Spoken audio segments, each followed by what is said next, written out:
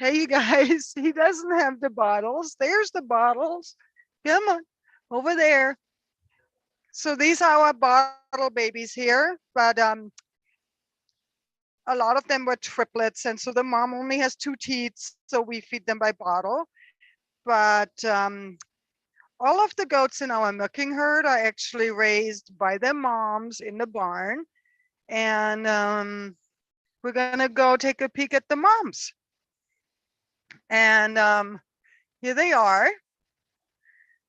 As you can see, they are bigger than the pet zoos at a petting zoo, and they have big horns, which they use to regulate their temperature. Goats can't sweat, and so they circulate warm blood through their horns, and that's a radiator that cools them off.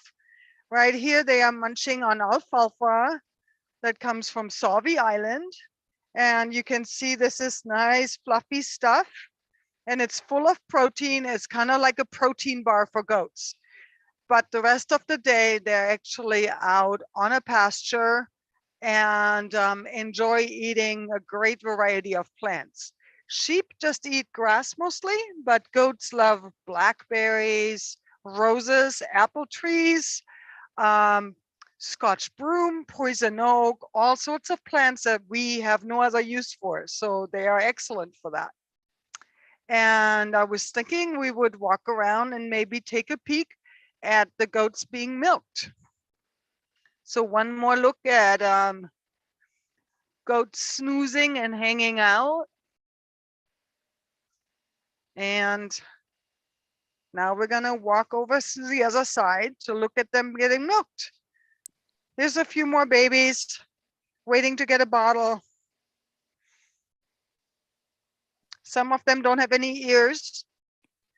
That's a special breed of goat called La Mancha. And then this here is Juniper. She has very long ears.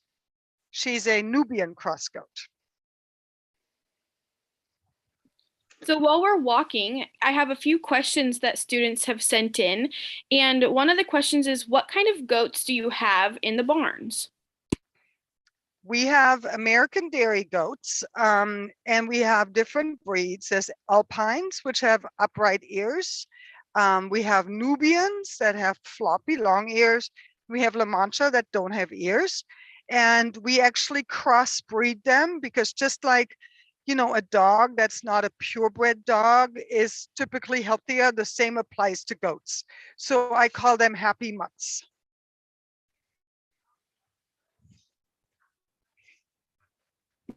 Do you have a favorite goat on the farm?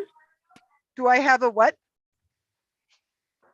Do you have a favorite goat on the farm? I do. Her name is Francine. She's an Alpine goat, and she's my favorite. She's about 8 years old now, and she will retire, I think, in the next couple of years.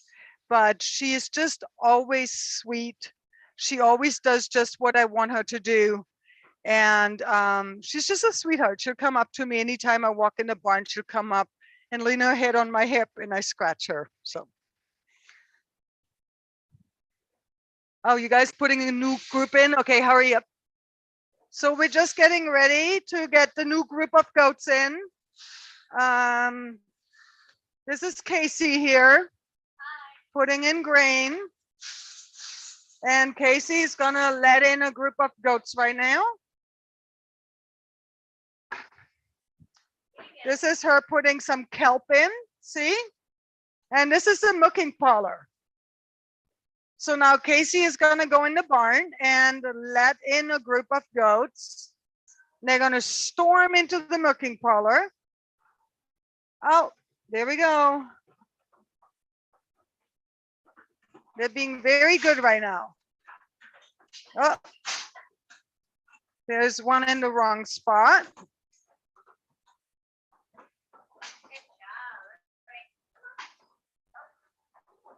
Sometimes they don't want a particular spot. What's wrong with that spot?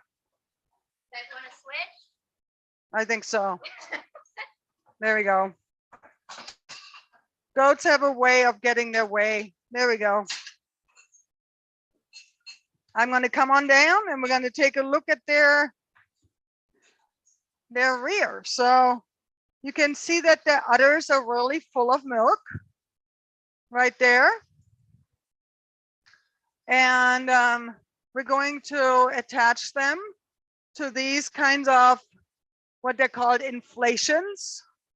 And the inflations will move the milk from the goat. Casey is still preparing the udders. So we put some ointment on first, and then we wipe them off, and then we put the inflations on, and then the milk will flow into these chambers and get transported through these pipes. And it goes all the way over into our cheesemaker room where we're making cheese and gelato and caramel. I can put her on. How much milk will one of these goats produce each time she's milked? One more time, please. How much milk will a goat produce each time she's milked? About a half a gallon. And so what you call a good goat has 1 gallon a day in production, and 1 gallon of milk makes about 1 pound of cheese, or about 3 quarts of gelato. And how much does each one of these goats eat per day? They eat between 3 and 5% of their body weight. So there's some math involved here. So a goat might be 150 pounds. So 5% would be about 15 pounds of their body weight. But a lot of that is grass. So it's, it's pretty wet stuff. I would say that if you had a pet goat, you would probably just $3 a year to feed that goat. Our hay is more expensive because it's organic, and so is our grain. And they get about 1 pound of grain per goat per day. There's a question asking if the milking machines hurt the goats. No, they don't. Actually, they really like it because it feels just like a baby nursing on them. And a lot of these goats actually have babies nursing on them. The babies nurse during the day on the moms and go out on pasture. And then at night, the babies go into their playpen. And in the morning, we milk the moms. And the moms are very excited to come into the parlor because this is where they get grain. So you can see none of them are doing anything else but eating right now because their grain and their kelp is really delicious to them. How many babies do these goats have at one time? Most goats have 1 to 2 babies, and once in a while there's 3. The first time when they're just young moms, they usually have 1, which is good because they have a hard time keeping track of more than 1 baby. And then the next year they usually have 2, and then sometimes they have 3. How many goats do you have on your farm in total? There's 100 hooved animals. That counts my goats and sheep. Right now we're milking 62 goats, and then there's a bunch of kids. There's a couple of bucks, males, and then there's a few sheep as well.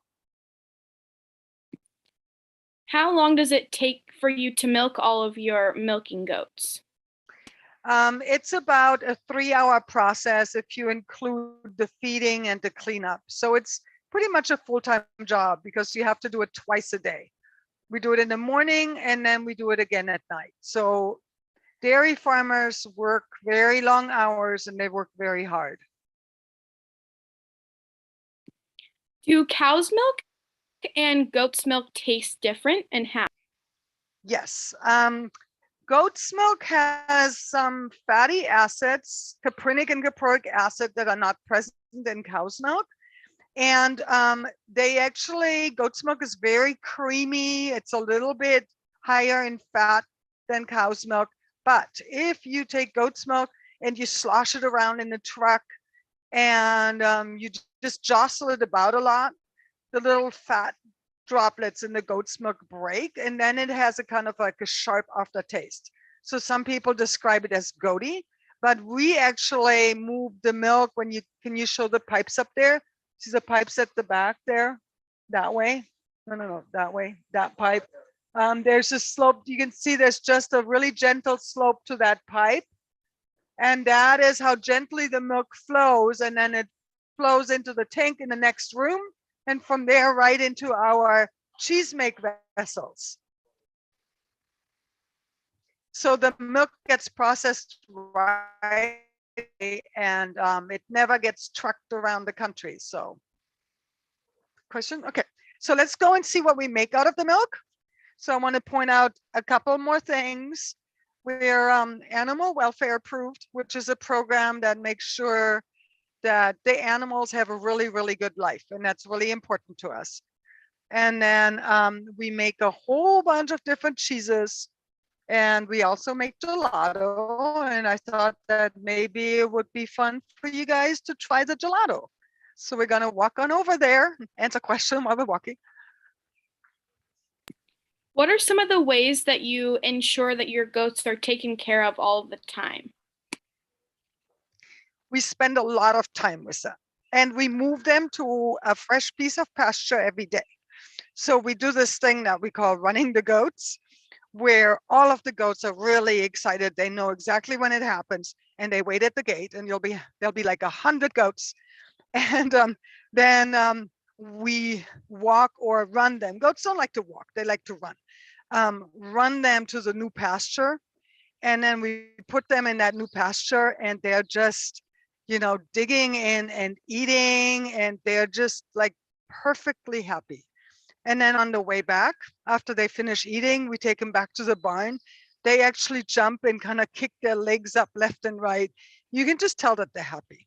And we just mostly spend a lot of time with them. If you're milking goats every day, twice a day, for 3 hours each, you really keep your eye on them, you know?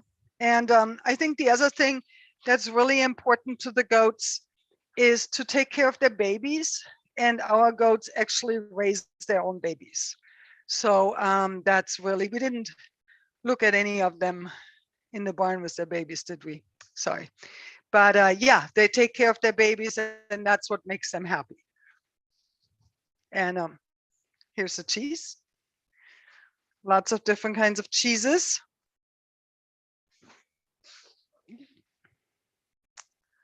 And then we make goat's milk soap as well. I guess another way that you know that a goat is happy is when you go in the barn and all of them come over to you to get scratched. So that's a good sign. And then here's our gelato. And if you live nearby Portland, you can come out here and visit our farm store. Here's some gelato for these guys. And I'm actually going to make them an affogato, which is gelato and coffee. Here we go. Take a look at that. All right, while you're And making then- that for them, I'll ask you a couple questions. Yes. So, how long do goats usually live, and how old is your oldest goat on the farm? My oldest goat, her name is Old Lady. That's a nickname. She is 12. And she actually didn't have any babies for 3 years. But last year, she decided to jump over the fence and find the buck and had a baby. And she did a really good job with that baby. And so she is milking this season. And after this season, we're going to move her to a different farm where there are no bucks. So this doesn't happen again, because it really gets difficult. As they get older, they really shouldn't have babies anymore. So typically our old ladies, the oldest one of our goats turned 19. And when they're anywhere between 8 and 10, we adopt them out and they go to places. It's called rescueme.org that pledge to never ever butcher an animal. And they just use them to cut their grass. And they have a good life. Good. How many barns do you have at your farm? We have 2 barns. We have a teen barn, and then we have the main barn, and then we have the dairy. Should we bring out some more babies? Do we have a few more minutes? Okay, good. All right, I'll go get some babies. Yeah, come. What time And we of can year? take go ahead. What time of year do you have the most babies born? I would say right around Valentine's Day. Valentine's Day is in February. So February and March, we have lots and lots of babies. And how long does it take to make cheese? Well, it's a multi-day. It depends on the cheese. So if you have, let's see where Dolly is. Oh, let's show one of the mommies here. She is, this is Dolly. She's a brat. Dolly is supposed to be in the barn, but she likes to be outside of the barn and she likes to be wherever. And she has a little baby and she's teaching her little baby tricks already. This is him. Come on out, buddy. See how fat he is? This is one big fat baby.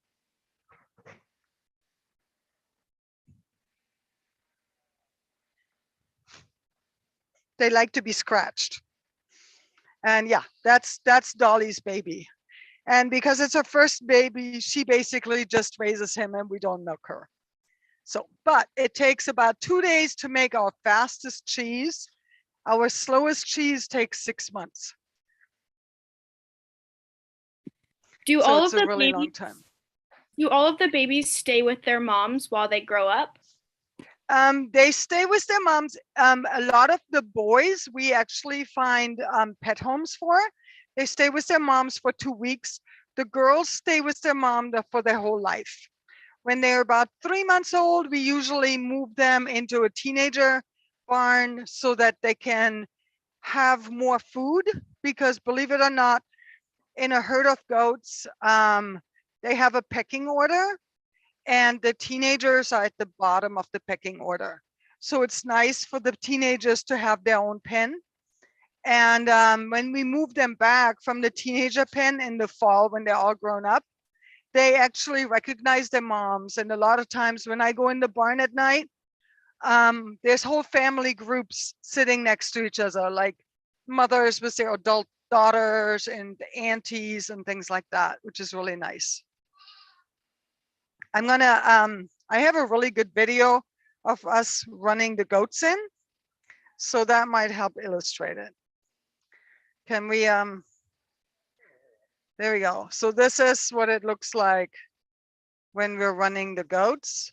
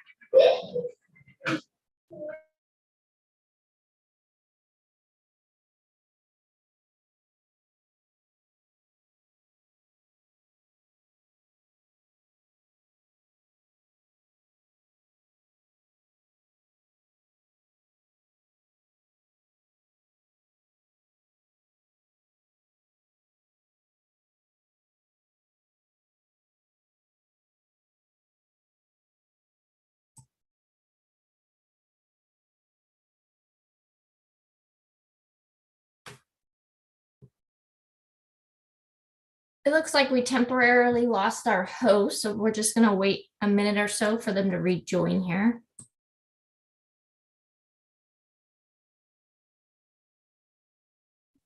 There was a question that came through about where we can buy the goat cheese, and Lise mentioned that there is a farm stand on their farm. So if you and your families ever have a chance to visit their farm, you can actually buy the goat cheese and the gelato that she was talking about straight from their farm. So that's something that you could do maybe over the summertime. So that is one question that I can answer while we're waiting for our host to join. Thank you all so much for being patient, and hopefully we'll get reconnected in just a second.